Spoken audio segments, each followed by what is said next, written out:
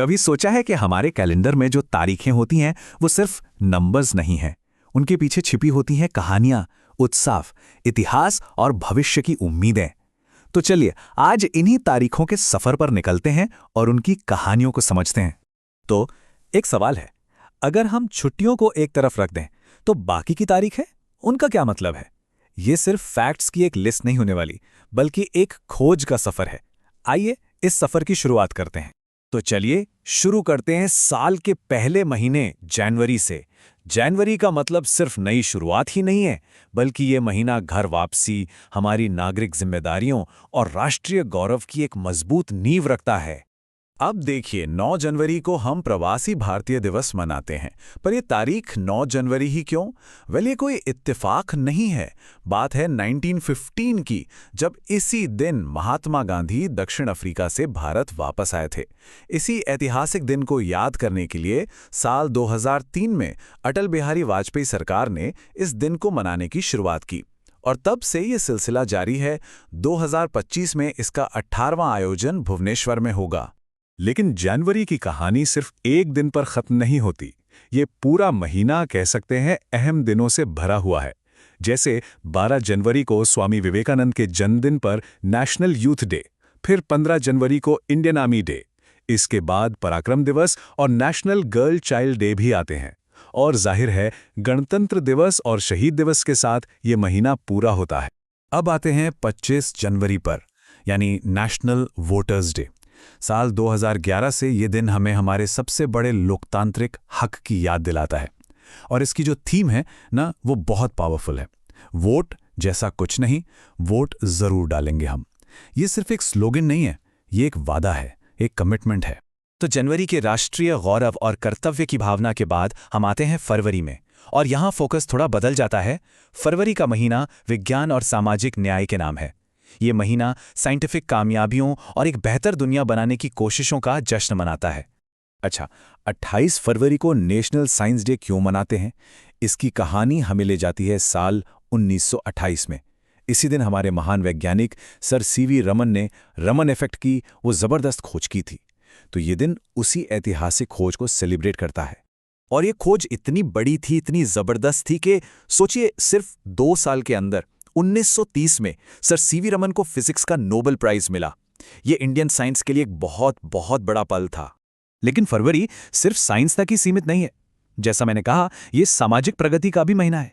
जैसे कि 13 फरवरी को सरोजनी नायडू के जन्मदिन पर नेशनल विमेंस डे, और फिर 20 और 21 फरवरी को वर्ल्ड सोशल जस्टिस डे और इंटरनेशनल मदर लैंग्वेज डे जैसे ग्लोबल मुद्दों पर बात होती है।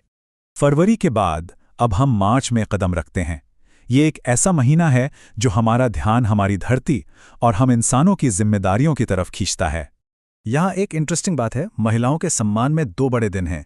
एक है 13 फरवरी, जो है हमारा national women's day, Sarojini Naidu के जन्मदिन पर, और दूसरा है 8 मार्च, इंटरनेशनल वुमेन्स डे, जिसे पूरी दुनिया मनाती है। और इसे यूएन ने 1975 में मान्यता दी थी। तो एक तरह से एक राष्ट्रीय सम्मान है और दूसरा एक ग्लोबल सेलिब्रेशन। मार्च को अगर पर्यावरण का महीना कहें तो बिल्कुल गलत नहीं होगा। इस महीने में एक के बाद एक कई दिन हमारे प्लैनेट को समर्पित हैं। जैसे 3 मार्च को वर्ल्ड वाइल्ड लाइफ डे, फिर 21 को वर्ल्ड फॉरेस्ट्री डे, और उसके ठीक अगले दिन 22 मार्च को world water day. World water day की बात करें तो इसकी शुरुआत 1992 के मशहूर रियो अर्थ समिट से हुई थी, और हर साल ये एक बहुत ही जरूरी मुद्दे पर फोकस करता है।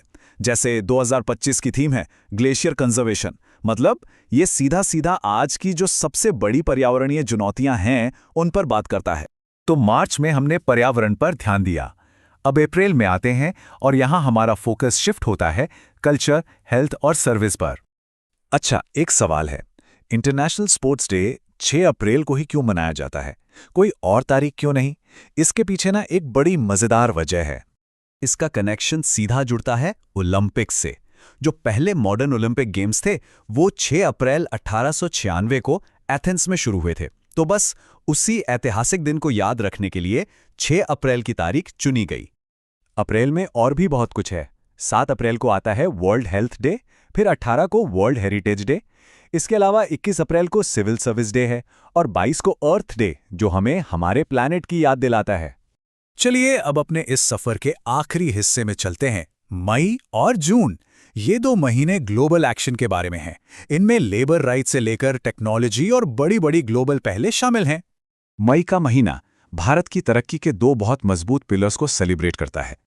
एक तरफ है 1 मई वर्ल्ड लेबर डे, जो हमारे देश की वर्कफोर्स को सलाम करता है, और दूसरी तरफ है 11 मई नेशनल टेक्नोलॉजी डे, जो 1998 के पोखरण न्यूक्लियर टेस्ट की कामयाबी का प्रतीक है।